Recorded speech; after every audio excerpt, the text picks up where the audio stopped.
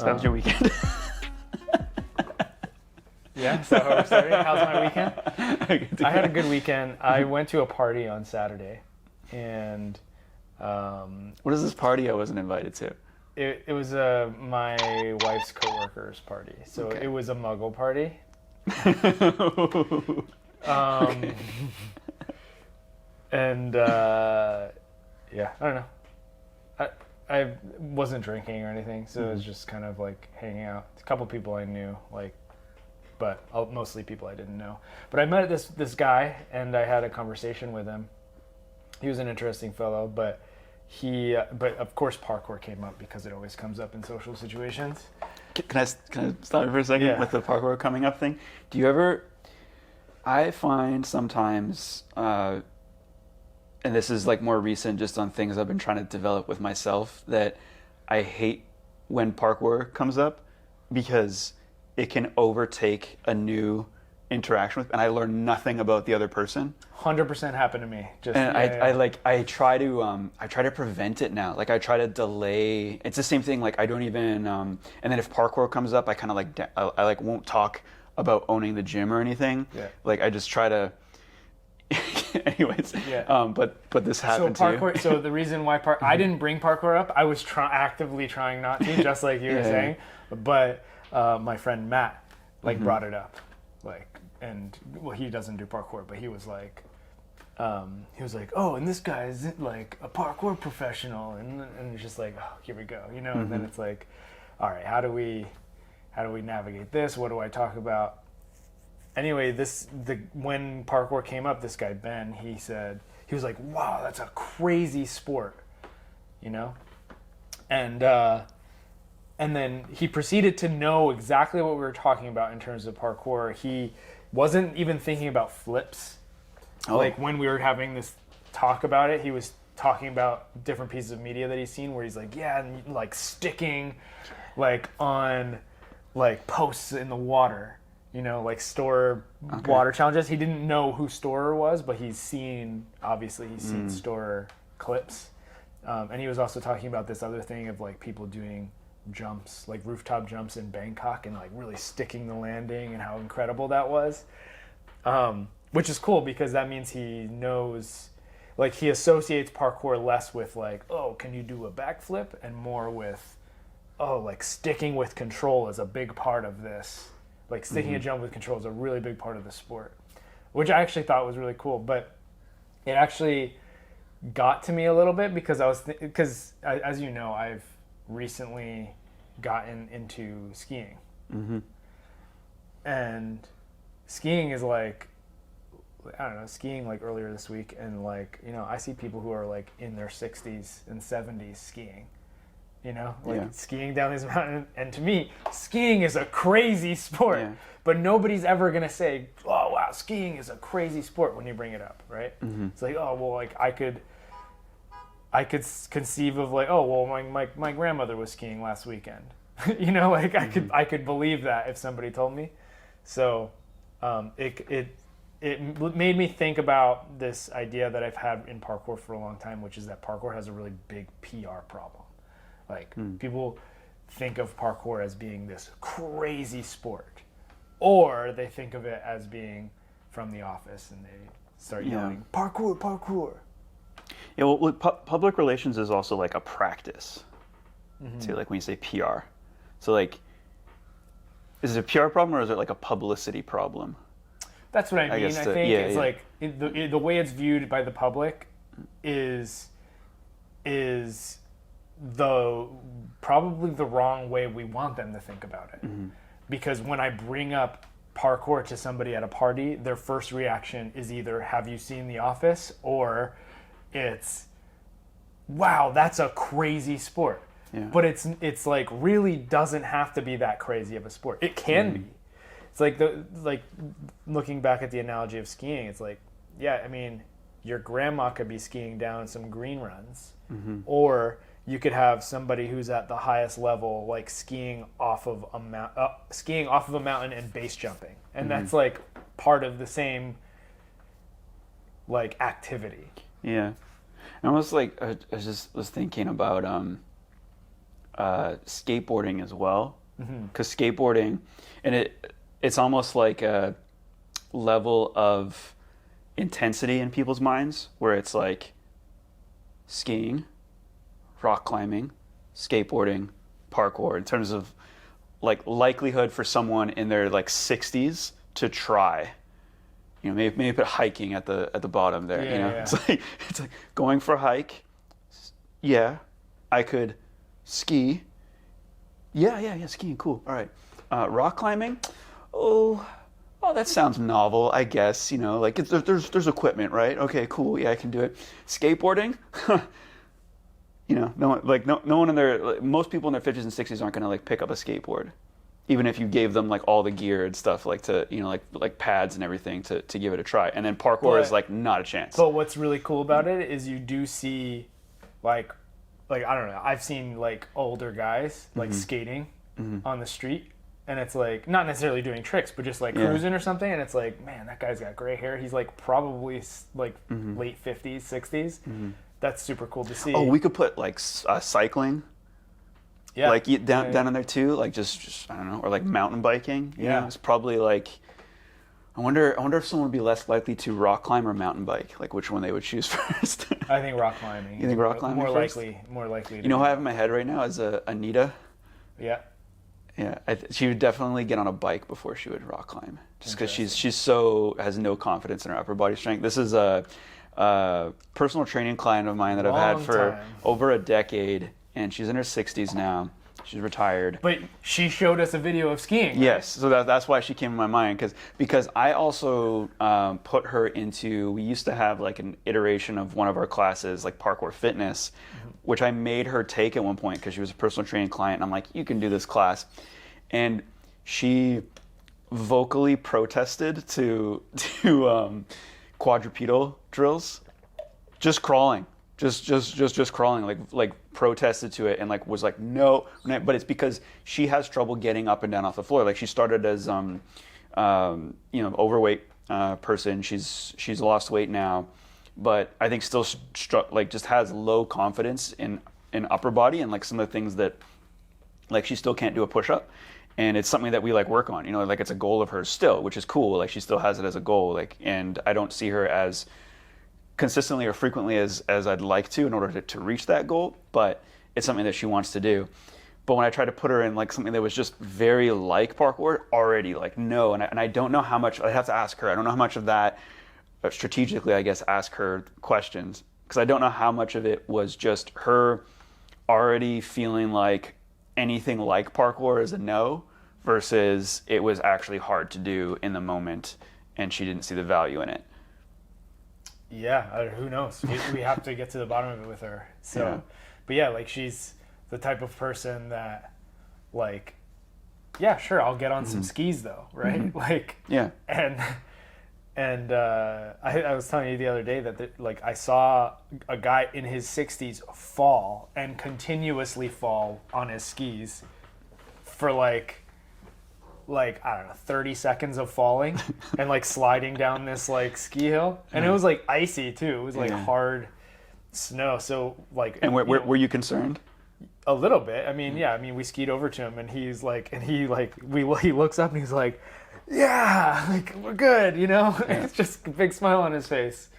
So, but skiing can be really intense. But if I said I was skiing this weekend, nobody's gonna, like, few people are gonna be like, wow, skiing, like that's crazy. That's a crazy sport. It's a pretty normal activity if you live in the Pacific Northwest or anywhere where there's mountains, right? But parkour, man, it's like some people just don't, or most people I feel like don't really understand what it is, and they think of it not as this like general movement practice of like being capable of moving your body in a efficient way, but they see it more as this stunt, adrenaline fueled extreme sport. And this is why I think it has a PR problem. We have failed to educate the public on what it means to do parkour as a regular person, you know? And I think largely because, at least when I got into parkour, probably when you got into parkour, at least a little while after, and many others, you get into it because you want to get really, really good at it. Yeah. You know?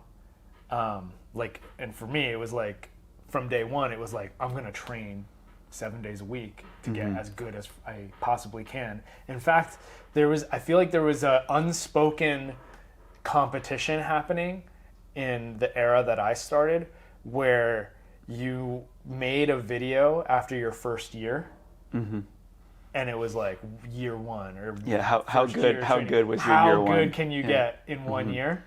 And I did it, and like many others that I knew did it, and it was part of like the culture of like get really good. Yeah, I mean it's almost like fitness transformations these days. Yeah, right. Like body transformations. This is, what was achieved in 1 year, in that realm. Yeah. The other thing when we got into parkour was like the people you look up to. So the founders, Yamakasi, David Bell.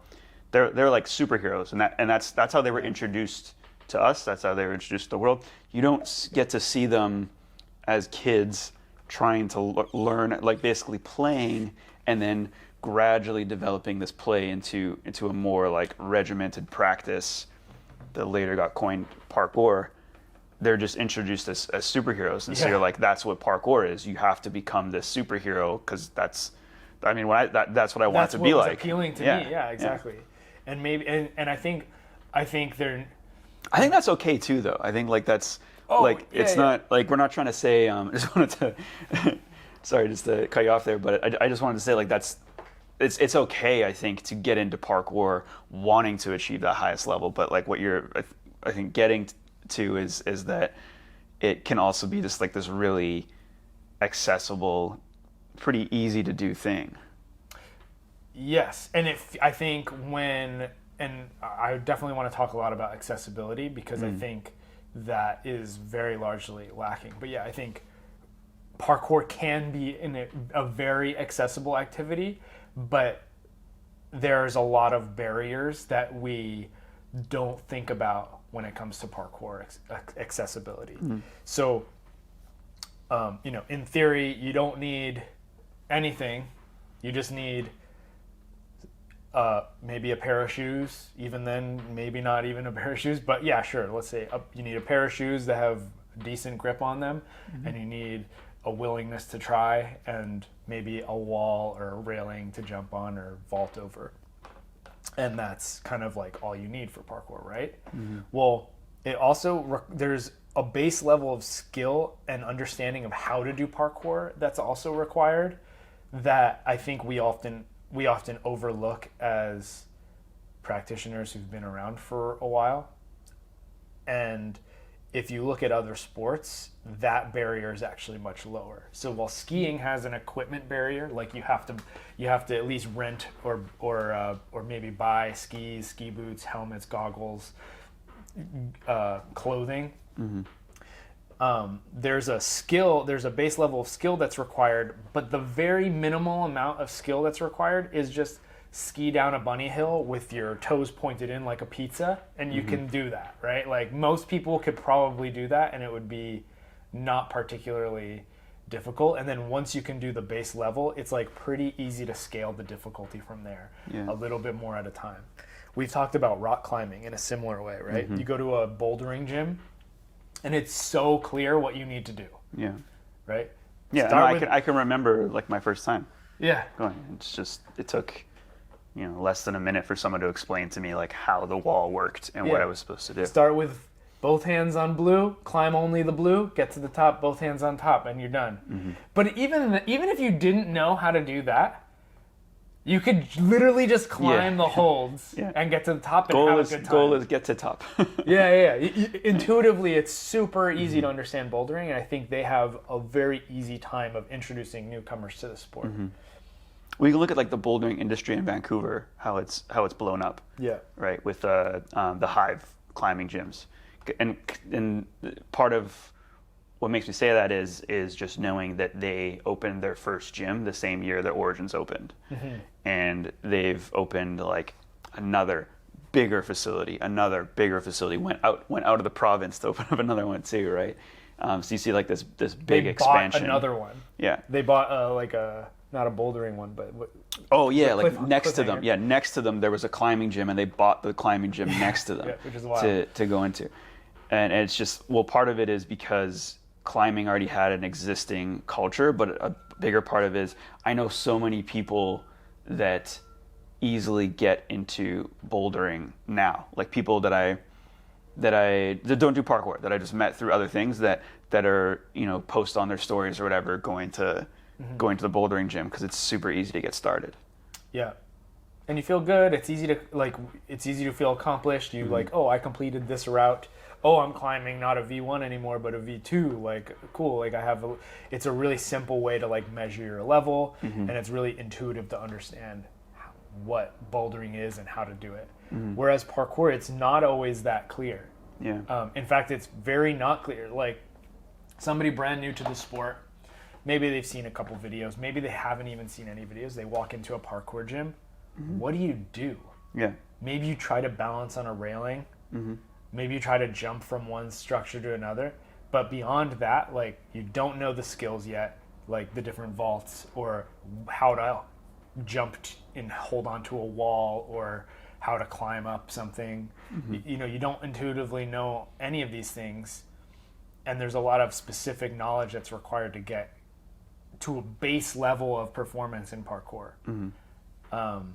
And so I think that's a huge accessibility problem we have with parkour. Do you know what? I just had a thought. So, strength training or CrossFit, like we'll say either one.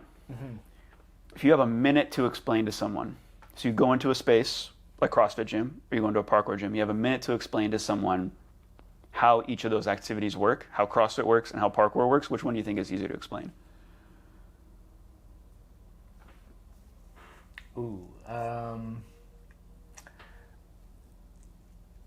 I think CrossFit.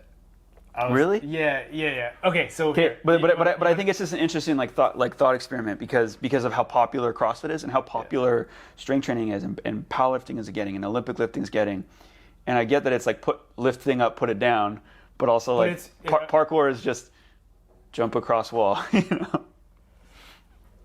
Yes, but okay, so CrossFit is taking mostly conventional exercises and then trying to do it quickly and race. Yeah, but if the exercises aren't like I know people, I've worked with people where for me I was around weights before I was around parkour, and don't ask me like really to go through the details of how I learned how to lift weights because it was a process. Yeah. But there's people that walk into a gym and are like, I need a coach because there's some dumbbells here, there's some bars over here, there's some machines here.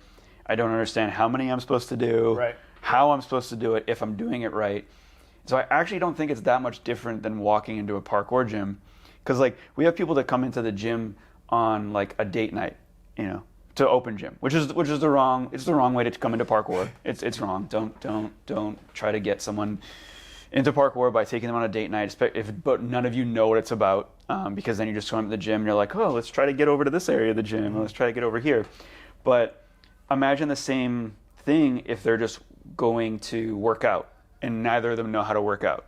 Yep. And they're just going into a fitness gym to lift weights. It would be just as weird. Like, oh, let's see how like if we can max out this machine and you know, look at the picture. But actually I just said picture. There's usually guides to help people. Yeah, I think you're making a great argument, but I think there's a flaw in the argument in that parkour requires actually a lot of creativity and like imagination, which isn't inherently clear.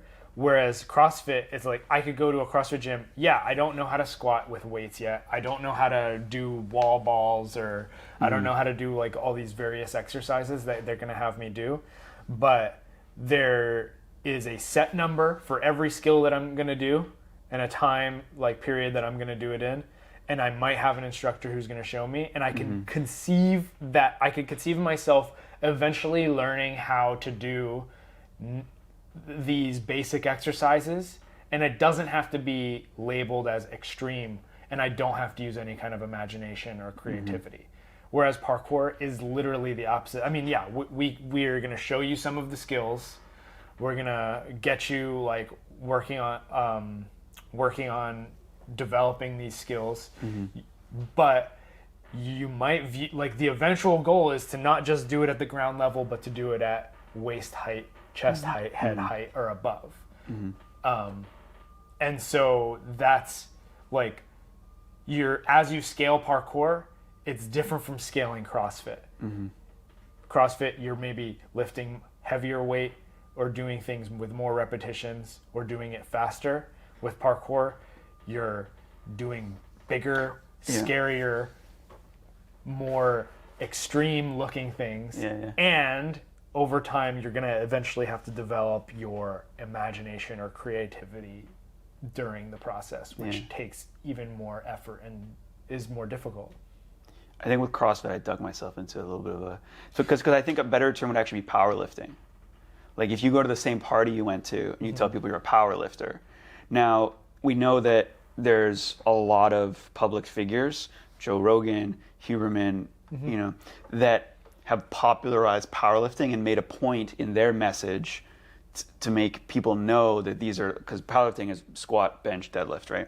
So making people know and aware that you can do these things. There's like a big push for that on YouTube and social media, and a lot of people of influence are pushing that, but they're not pushing parkour. And I don't know if you walked into a party and if you told people you're a powerlifter versus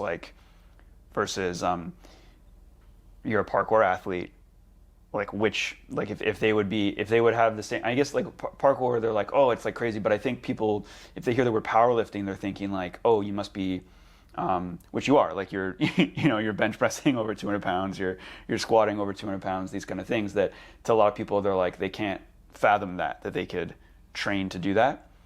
But powerlifting is getting, because of CrossFit, because everyone does CrossFit now. You know, everyone and their mom literally does CrossFit now. Yeah. So it's like, and CrossFit has powerlifting in it. So powerlifting is kind of losing that context. But I bet you, like, I don't know, it's like 10 years ago, powerlifting was probably thought as like something crazy, where if you powerlift, you're doing it at the highest level. You're not like, oh, I'm powerlifting, but like my lifts are really low, but I'm like really, you know, engaged and interested in it. I think you're right in that. If I say powerlifter, that almost insinuates like I can lift a lot of weight, and that's really hard. But I think it's easier for somebody to go in there mentally, go from the point that they are at to being a powerlifter, like somebody who can lift heavy weights. It's easier for them to draw that line than it is to draw a line from where I am now to being a parkour athlete, right? Because it just seems that much more insane. Like, most people don't jump after adolescence. Yeah, well, I guess to like, unless they're playing a jumping I guess sport. to more to your point, powerlifting has a very obvious place. Yeah. That it occurs. It occurs on stage, or it occurs like and you can in a gym. You can find it in any gym. How often do you find parkour, right? Whereas parkour's place is out on the street, on things that were not built for the purpose of parkour. Actually, in my conversation with this guy Ben, he was saying, "Oh, parkour, yeah, I've never, like, where do you do it?" And I was like, "Oh, you know, just around the city, like say wherever I want." Yeah, basically, yeah, around the city, on the streets. There's like spots like all over Vancouver. We also have a facility that's dedicated to it. And he was like, "Oh yeah, I feel like I've never seen it." And he was like, it was almost like confused, like, "Oh, that's like, feel like I would probably see it at some point if it was happening in the city." And I told him, I was like, "Well, I guess like you have to be around certain areas and at the right times when people are out training." And to be honest, the parkour community is much smaller than the skateboarding community, for instance, because you're going to see people skating all over the place all the time, maybe on a daily basis. Whereas with parkour, you're definitely not going to see it very like, frequently. Name a smaller scene than the parkour scene. Yeah, I don't know. Challenge in the Challenge in the comments. Give me There definitely is. Name a hobby or activity smaller than parkour. Go. But yeah, and I was trying to reflect on how do we solve this problem, right? This quote unquote PR problem or publicity problem around parkour.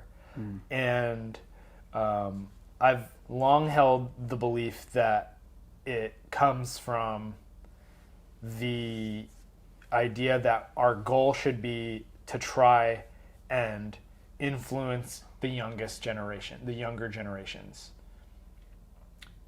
and normalize parkour with them, right? So if people who are organizations who are going into schools and teaching parkour in schools, parkour gyms around the world who are influencing or having kids classes and influencing that generation, or even adult generations and just young people in general, even up to 20s, 30s, 40s. If we are influencing these generations and getting them understanding what parkour is at a basic level and realizing that it's actually not necessary, it doesn't have to be extreme. It can go to extreme levels, but it doesn't have to be this extreme activity.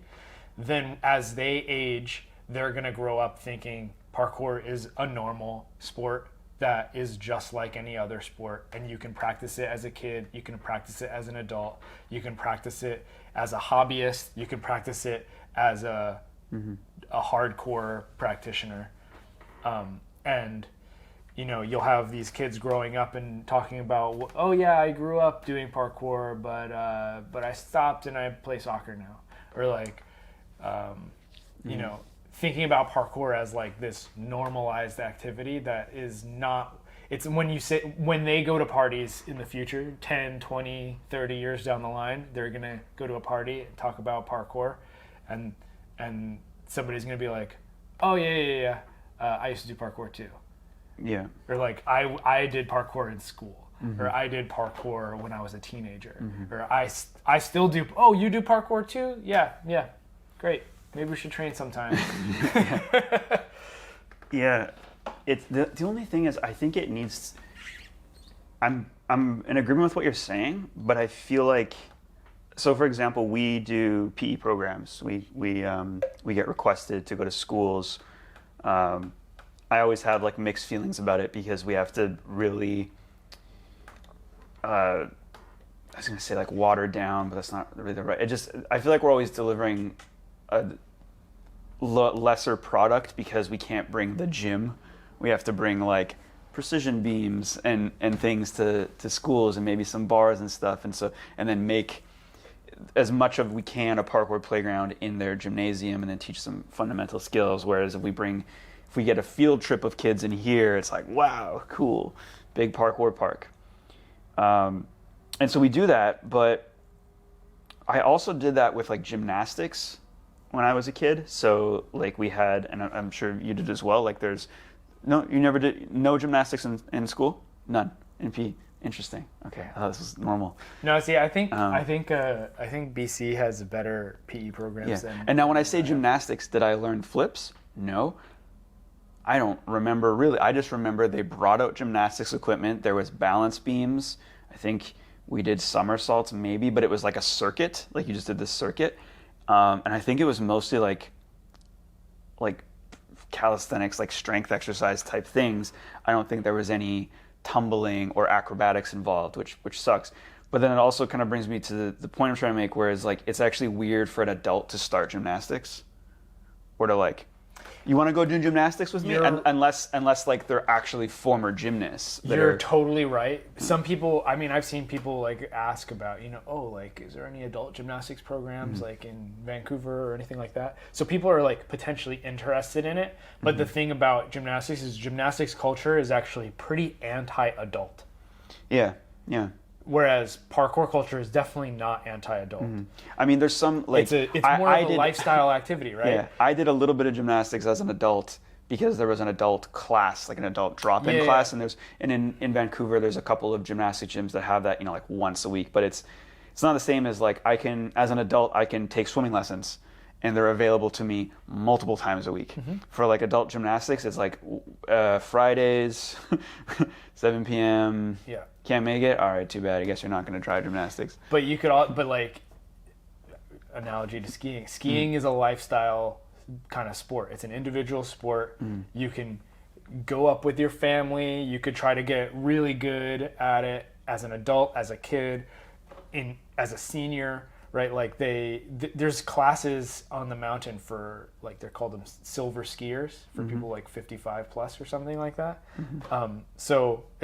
So their culture is very inclusive of all ages. Gymnastics, not really inclusive. Even though you went to adult gymnastics classes, because they just don't cater to that demographic. That's just not what gymnastics is for. It's for kids to be turned into Olympians.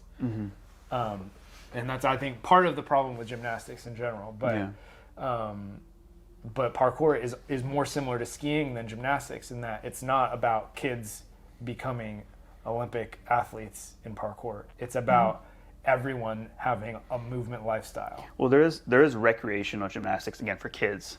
That's true. Like it's offered less for adults. Maybe there's just less demand, but like there's also less availability. It's also making me think too that maybe like a big part of because again, I'm agreeing with you. Get it in schools, introduce it to the youngest age group, introduce parkour to like 2-year-olds. Like it should be a common word in preschool. In a preschool is like, we're gonna do our parkour today. In place of, or in addition to whatever other physical education you're doing, like parkour should be common all the way from preschool to, grade 12. Because from preschool to grade 12, I did basketball, I did baseball, I did, a little bit of gymnastics sprinkled in there, but I can barely remember it. But I remember basketball and baseball. Hate those sports. But we did them. I played so much basketball and PE like during school. That's all I feel like that's all I did for my PE classes in school. Yeah. Which is a shame. I was a stubborn young man, and refused to play basketball sometimes.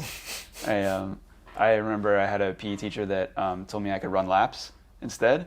I fucking ran laps.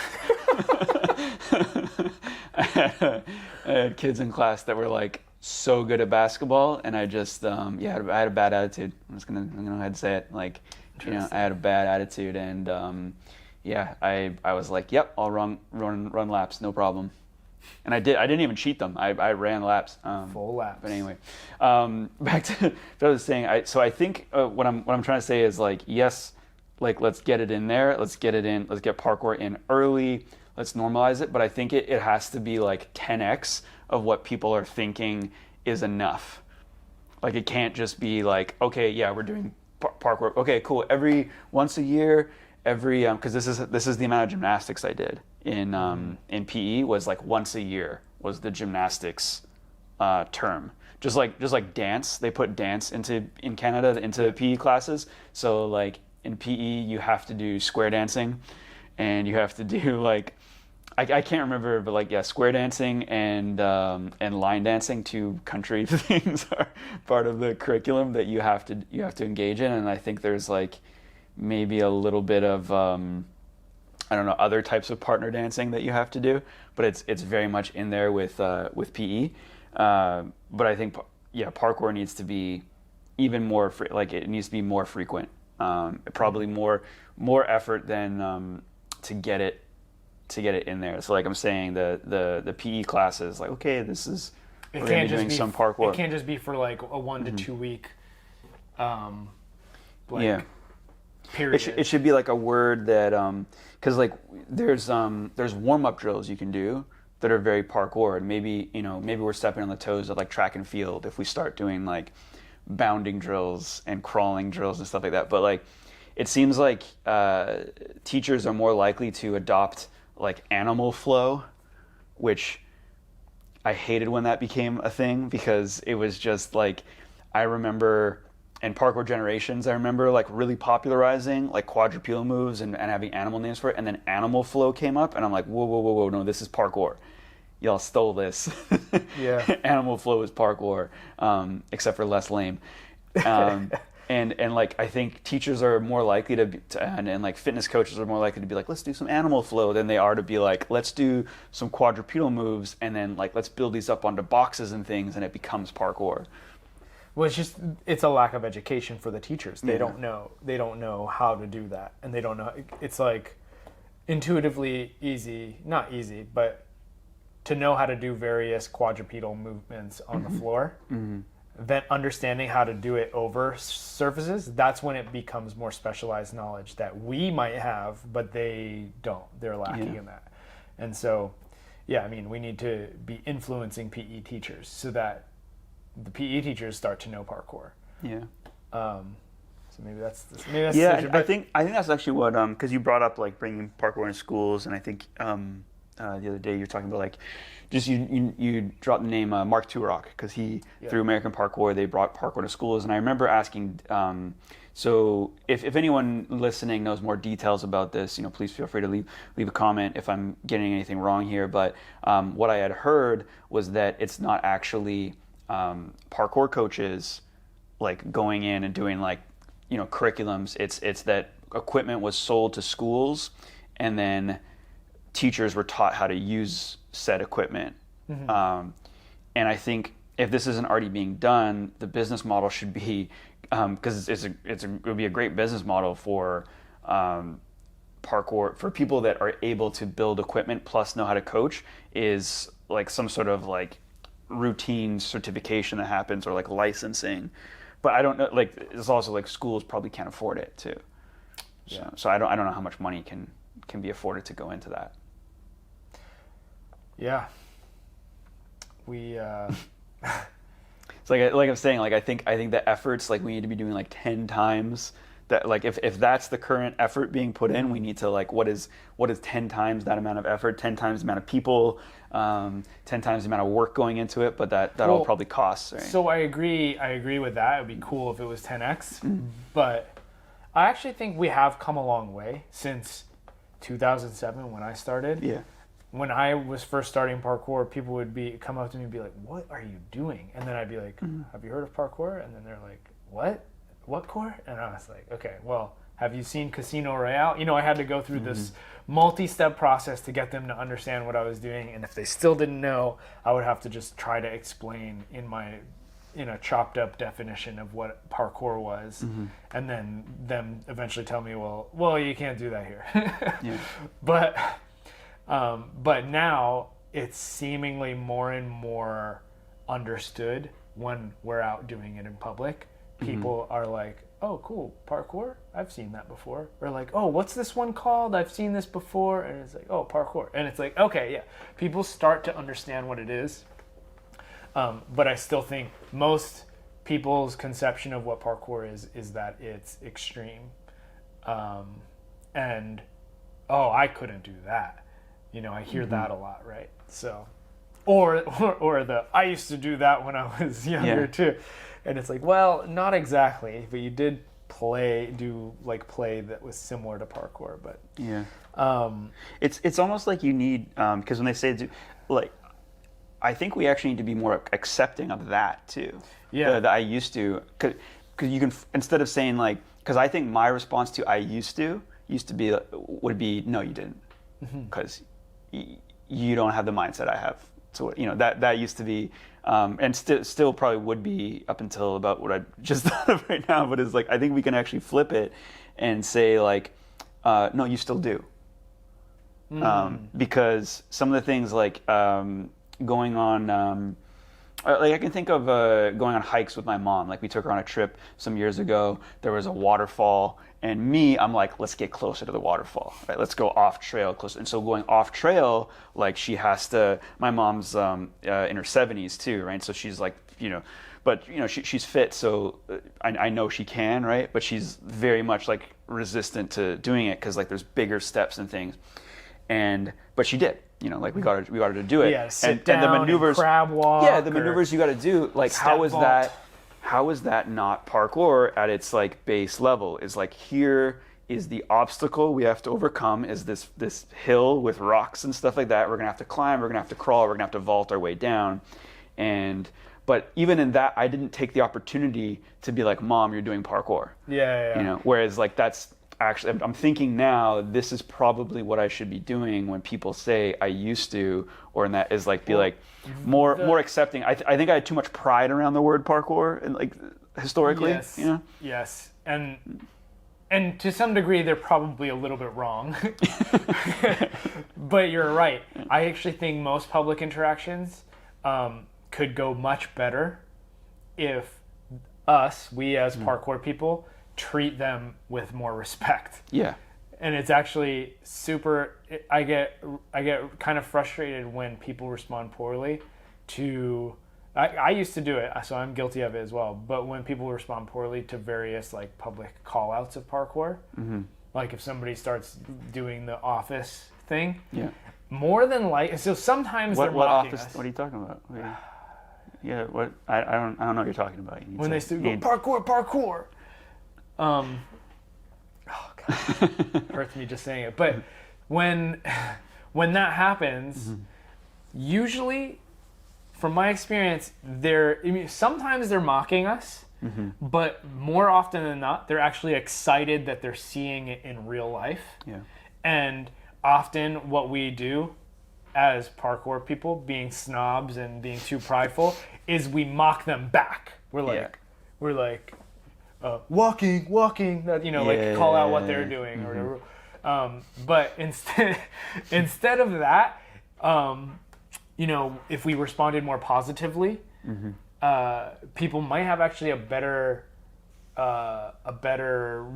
higher respect for us, right? Instead, we respond negatively, and then they're like, "Man, those parkour guys were assholes." Yeah. Or like that was a weird. I didn't, you know, when I opened my mouth and shouted parkour, I didn't expect that. Yeah, I didn't expect somebody to like yell back. Yeah, it's actually like public interactions, I think, can go much better if we just approach it with the perspective that if somebody is saying something, they're actually excited that they're seeing what we're doing. It's like reframe it in your mind. You know, they're actually excited that they're seeing parkour, and that's why they're saying it, instead of like, oh, they're mocking us, so I'm gonna jab them back, because that's wrong. I think because even if they are mocking us, it's not good to have a negative reaction, because then that actually affects your emotional state, and then it puts you in a bad mood. Instead, just like approach it with happiness and warmth. I can see this being harder for someone who, I guess, like, because you're kind of speaking as someone who is also like quite confident and secure in your skill now. That some public person, like, even say they are mocking you, say like legitimately someone comes up, shouts parkour, does like a heel click, you know, while touching a wall, that one, and then, you know, chuckles with their friends and walks away, you're more likely to be able to get over it, because you're like, again, you're like more secure and confident in your skill. You know that you've accomplished things, that you can do stuff that they can't like fathom, so you're okay with it. But if I'm like a lower tier or less skilled practitioner, I think it's harder to be like more secure in myself to not take it to heart, you know. Yeah, like I agree with what you're saying, but I just think in like practice, it's still going to be quite difficult, even for a mature adult, you know. Just because if you're insecure with your skill and you're going outside and you're like, oh, I hope no one's watching. Like there was a time when I was practicing parkour, and I remember it happened to me at least 3 times my first couple of years of parkour, where, and this is before the office, right, where I'd be doing a wall run and some guy would run up and flash it, and I would be like struggling with it and like flash it in front of me, because like they were just like maybe more athletic, but also just maybe I was like working up in my head too much. Happened with wall runs 3 times, at least 3 times, where someone would just send it and I'd be like, oh. Yeah. And then be kind of like, and then, you know, be like joking with me about it or whatever, right? So yeah, I don't know. I can see someone who's at that level where like you're struggling to do something, and you know that there's like people out there that have never practiced parkour that can probably achieve what you're doing, and then on top of that, they might be mocking you. That that can be a difficult situation to overcome. That's true, but I still think the right approach is to not be angry about it. Yeah. To be like more like inviting. Because I'm just trying to think like so how would you so if you're that person who's not very skilled yet and comes across that scenario, because like in public you're doing parkour and you're not as comfortable yet because of your amount of time doing it and your amount of skill, and that happens, how do we flip it on the person yelling, or are we trying to flip it, like what's the reaction? Because I think just kind of like, I think what we're suggesting right now is like ignoring it, but you can't really, because it's probably going to get to you. So what do we do? I mean, I think ignoring it is probably the best. In the case that you're like insecure about your abilities, and somebody comes by and seemingly is mocking it, I think ignoring it is probably going to be the simplest and safest scenario. But if you want, you could also engage with it. And I wonder if there's a way to like engage and like get in on the joke, so to speak, like not like to make fun of what you're doing, but like to be excited that someone noticed that you're doing. Because again, if you're out skateboarding, no one's yelling skateboarding at you. Yeah. A YouTuber might do a kickflip out their car window at you. Like that might happen at some point in your life. But, somebody might say do a backflip, right? But do a backflip or do this. Yeah, that's rude. Is it rude? Is it rude? But here's the thing: they're hoping that by saying it, that you do a backflip, and then if you do, they're gonna be like, "Oh, sick! They did a backflip. That was awesome!" Right? And because they're excited, like it. And so, if you can comfortably do a backflip, I know it used to be of the mindset of like, no, don't do it, because then they're gonna be emboldened to ask again in the future. But if you might just be able to make that person's day by doing a backflip for them, The other thing I'm thinking too is like that parkour, so many of, and I know like a lot of people who listen don't fall into this demographic, but so much of parkour is young men, and particularly young men who are like more like entrepreneur mindset. And I'm thinking if someone yells at them like parkour, you just got an opportunity to have like a conversation with someone. Yeah. And so if you can use that just as you're in to like just like start a conversation and practice speaking or whatever, like that's useful, I think, rather than trying to shrug them off and claim your superiority or whatever. Just like it's an opportunity to talk to someone. Because I was having like a session like a couple weeks ago, and someone from a car like yelled like parkour, do it again, and I'm not gonna name names, but one of the guys that was with me like shouted back like no, I'm good, like, which was like really bothered by it, and I was like, oh, like this. And the guy was like was clearly actually encouraging and wanted to see it again, Yeah. And then I did like a concrete, and he's like, yeah, Yeah, exactly. So he was stoked. And actually, I feel like more often than not, people ignore us. And if that's what you want, then like you shouldn't just don't do parkour in public, right? If you want people to ignore you, I actually like a lot of times in parkour, I want to be left alone, and so I'll often choose spots that are like tuckaways and not really like spots that are super publicly visible. But sometimes I'd rather people be stoked about what I'm doing than just walking and pretending like they don't see us. Like, what are you doing walking by like completely ignoring? It's like, how often do you just see parkour every day? Because you like, this is really unusual behavior. This is really, it's also like often high level with like, and so I don't know, like. Yeah, it is weird, particularly when they're in close proximity. Like if they're like way across the street or something, I could kind of get it. Because if I see people skateboarding or like BMX across the street, I'm not paying attention. I'm just going about my business, you know? But if I'm in like close proximity and I actually, like when it's clear that they actually saw and there's no reaction, it's weird. There was, so I was in Whistler last year, or 2 years ago, and I was looking at this big like running cat leap, and I had been looking at it for a whole week, right? Because I was just like, I wasn't doing parkour on vacation, but I was there and I kept seeing it, and I went up the day before and like wiped off like the running jump, and it was basically the last day I had the opportunity. So I went over there, I was prepping it for like half an hour, and over that half an hour there was 2 or 3 different groups of people that stopped and were watching me. And it's like that got in my head a little bit. But then after I did it, they all cheered, and they were so stoked that it happened, and they invested their time in it, and like there was a payout at the end of it. And so I would rather that happen than people just walking past and like ignoring it, because they now have gotten a chance to see parkour in real life, and they had a better day because of it.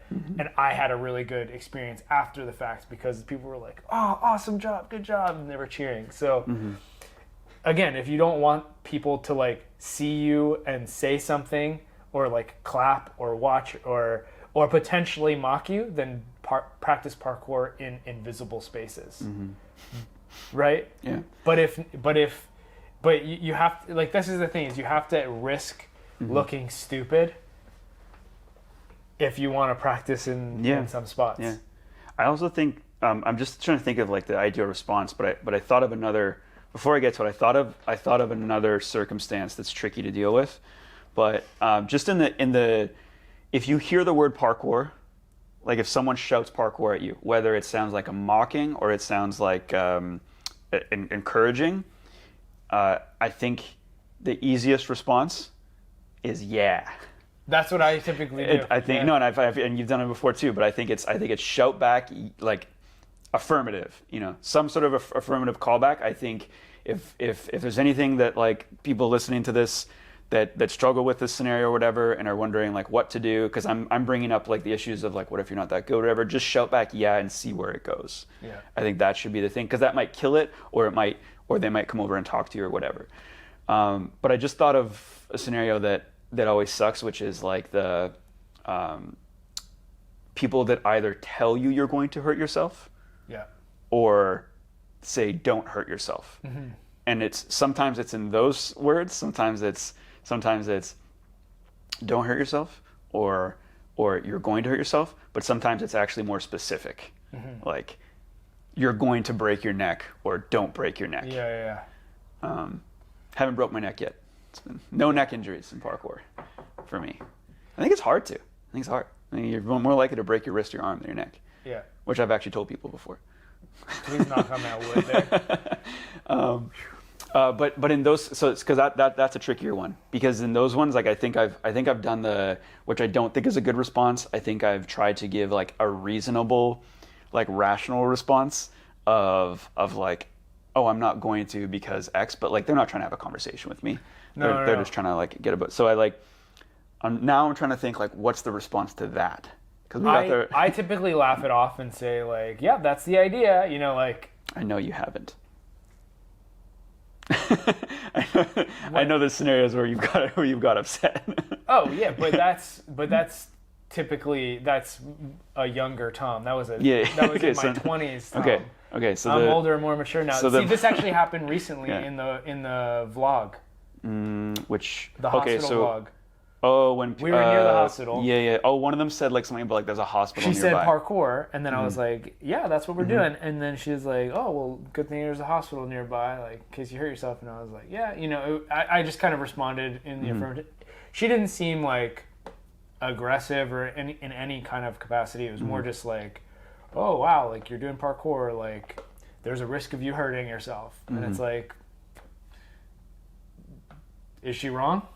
Yeah, no, yeah. At the level of like things you're trying, yeah, no, probably not. Yeah. In fact, like that day, I think both of us like probably walked away with like some cut skin, a bump or a bruise, you know, like that's if that counts as like hurting ourselves. It's not breaking our neck, but it's, you know, no. To some people that's hurting yourself. So, but it's like, you know, oh, and this there was the woman with her baby who another day. Yeah, this was like I remember. Yeah, she actually like stopped and was watching for a while, and then it ended up being like a short, brief conversation. And it was like, oh, do you ever get seriously injured during this? And it's like, yeah, I mean, it's just like any other sport. Yeah. That's kind of how I responded. Do you remember what I said I had wanted to say? I don't remember. Which I will the next opportunity I get, because she asked if it was hard on my body, and my answer was going to be not hard enough, because I'm still doing it. Yeah. But I think these are like, again, like more affirmative responses actually. So similar to like if someone yells parkour at you, If someone says like, don't hurt yourself, that's the plan. Don't plan on it. Yeah. You know, is it hard on your body? Not hard enough. You know? Yeah. I think if you can make everything like an affirmative response, it'll make you feel better. So again, regardless of your skill level and where you're at and stuff, I think it'll make you feel better. And also like that conversation will probably go a lot better too. Yeah. Because some people, you know, when people like say stuff like that too, like where they'll be like, don't hurt yourself.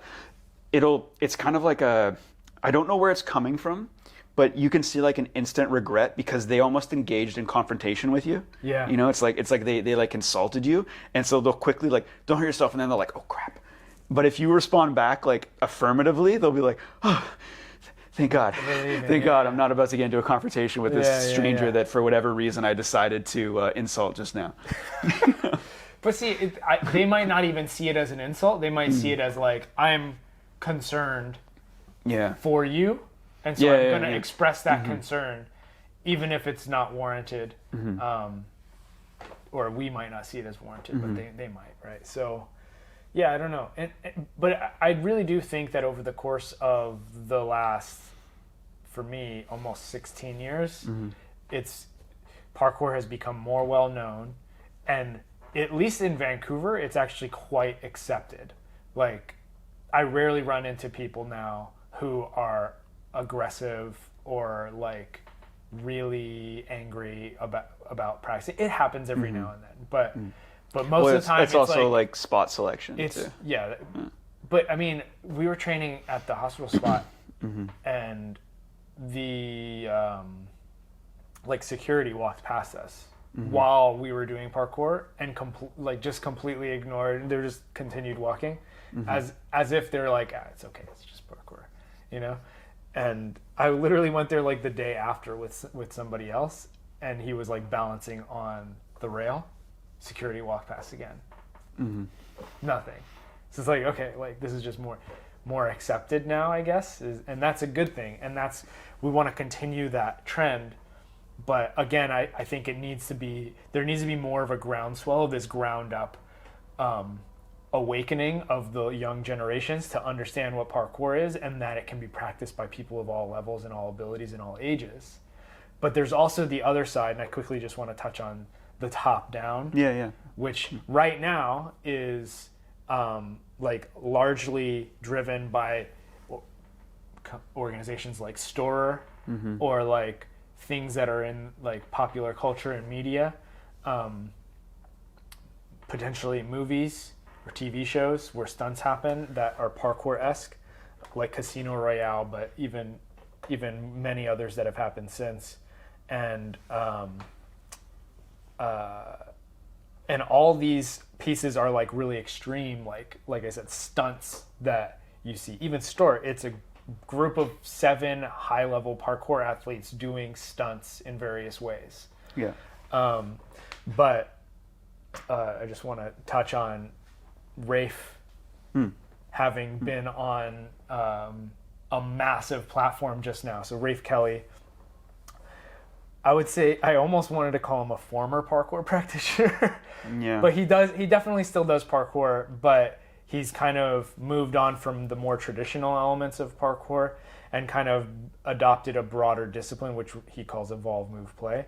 But he was recently on the Jordan Peterson podcast, which has over 6 million subscribers on YouTube, 4 million or 5 million on Instagram. So there's a lot of eyeballs on parkour as a result of this one instance of this guy Rafe going on to a podcast and talking about parkour in a way that is introducing it not as this extreme activity, but as an accessible activity. Yeah, and I think the fact that he actually talked about parkour, what you're saying, because like in some ways like he moved away from it, but it's also because like he just had other interests and other things that he thought were important that were lacking from parkour. I think he has lacking from his different vision for what parkour is too. Yeah, for like what he just considers like living a good life, having a good practice, movement practice, whatever. He wanted to incorporate these other things, and then he branded it Evolve Move Play. But I think it's cool that the title of the episode, which depending on who you are, you might not like, but is the first word is parkour. Yeah. First word in the title is parkour, and they don't lead it with that, and I haven't finished listening to it yet, but it's cool that it leads with parkour, and that you have a guy who, as you said the other day, is an intellectual who's talking to another intellectual about parkour, and it's outside of this like street thing that is just high level people performing, and he's talking about different games and drills that you can get into parkour with as someone that's a stranger to movement in general.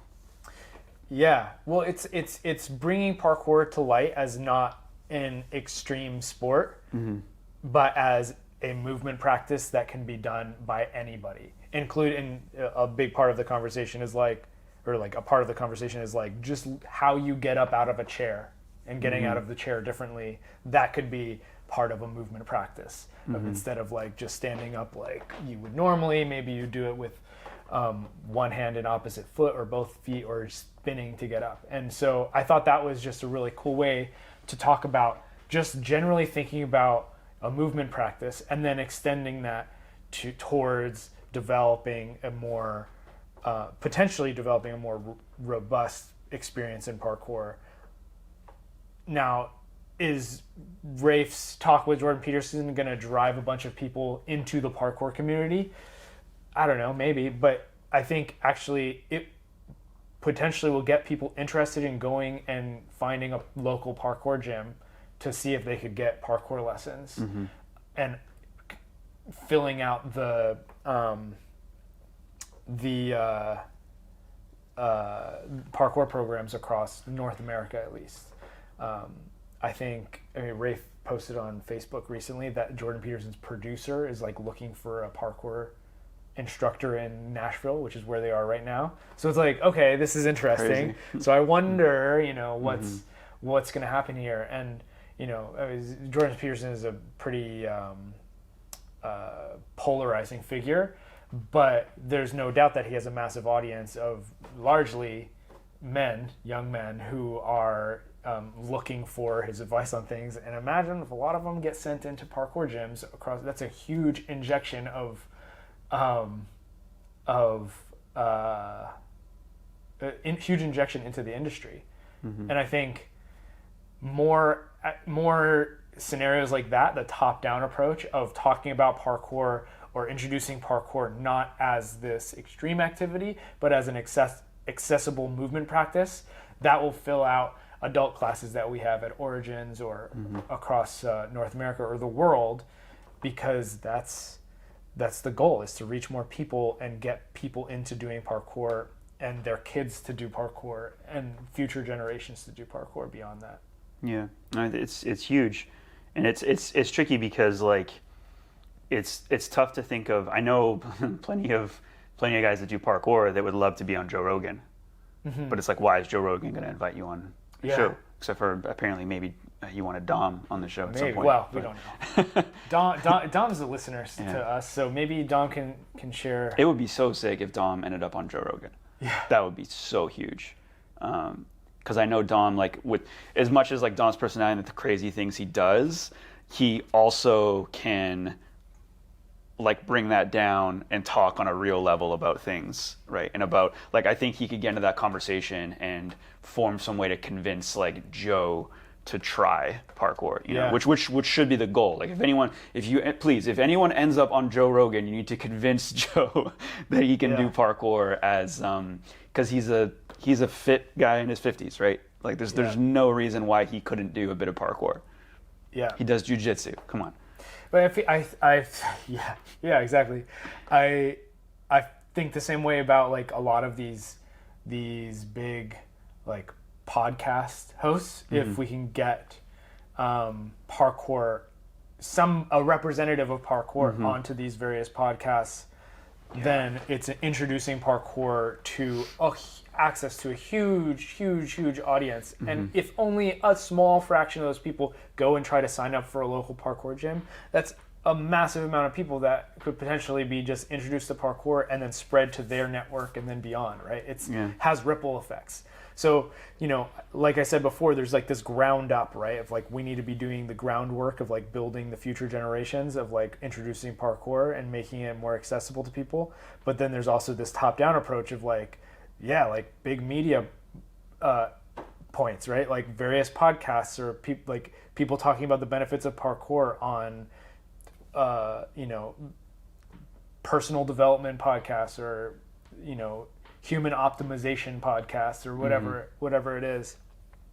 And I mean, even, you know, the parkour TV shows that failed in the, you know, 2010s, they actually still built, there's people who started parkour out of those TV shows because they saw it as teenagers or as kids and they were like, oh, I would like to do parkour. And then they found a way into the parkour community. So big top down or big media appearances of parkour can bring more people into it, and then also building the ground up is kind of like the way we're going to meet in the middle and then have parkour become a more normalized sport that so many more people can get into.